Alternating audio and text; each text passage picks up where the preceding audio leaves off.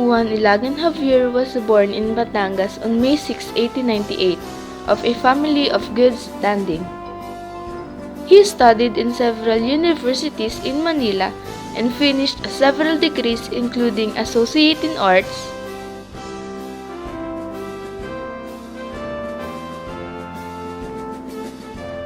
a bachelor degree in elementary education,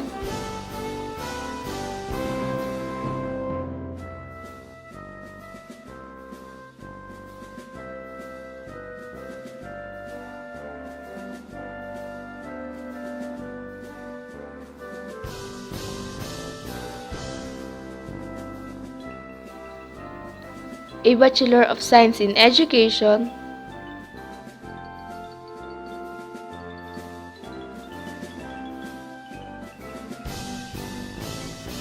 and Bachelor of Laws.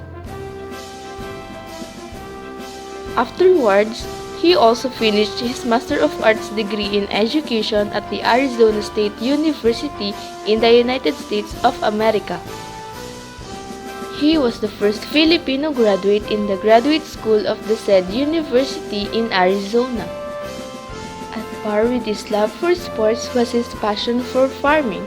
All throughout his life, Mr. Javier enjoyed spending his time at his farm in Barangay Santa Rita, where every day he would mingle with the farmers.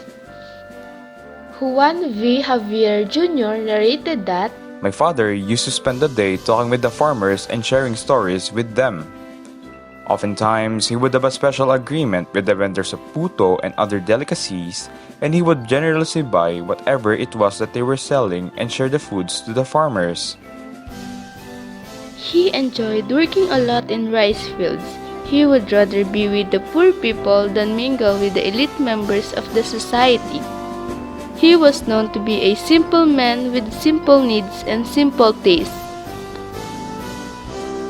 Every time that he would be seeing these poor children, he would always think about the kind of future that these people would have if they would not be able to finish their studies.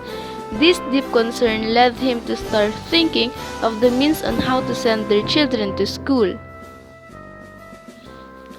His great love for the poor people had oftentimes been the reason why, most of the times, a lot of people would take advantage of his magnanimity. His children would sometimes tell him that he was already taking advantage of these people.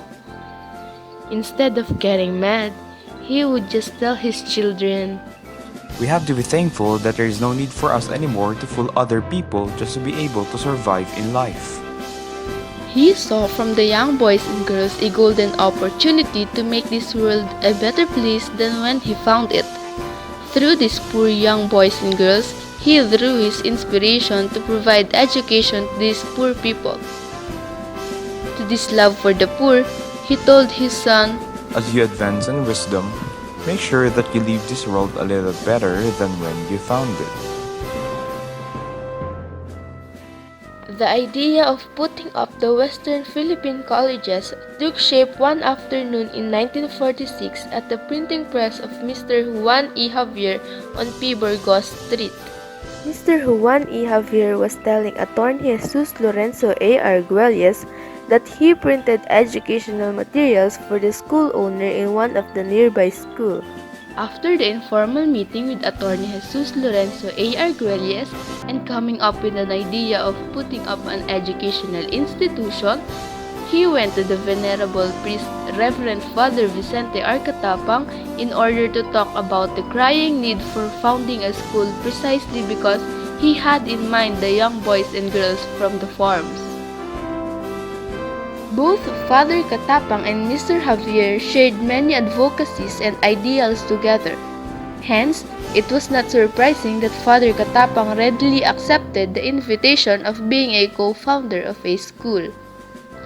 Mr. Javier shared the same advocacies and burning desire to do something about in order to be of help in educating the poor young boys and girls of Batangas. In this advocacy, they were joined in by Attorney Pablo C. Umali of Lipa City, Mayor Roman L. Perez, and Attorney Francisco G. Perez. WPC was successfully established in 1947, and on April 28, 1947, the first classes of 48 to 78 students were formally opened. Mr. Javier was said to be a charismatic leader and was a man of great character.